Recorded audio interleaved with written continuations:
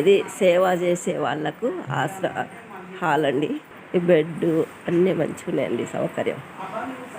తిరుపతిలో సేవ చేసే వాళ్ళకు హాల్ అండి. ఇది చాలా సౌకర్యం ఉంది, మంచిగా ఉందండి. చాలా ధన్యమండి సేవ చేసినందుకు. జన్మ పుణ్యఫలం అండి.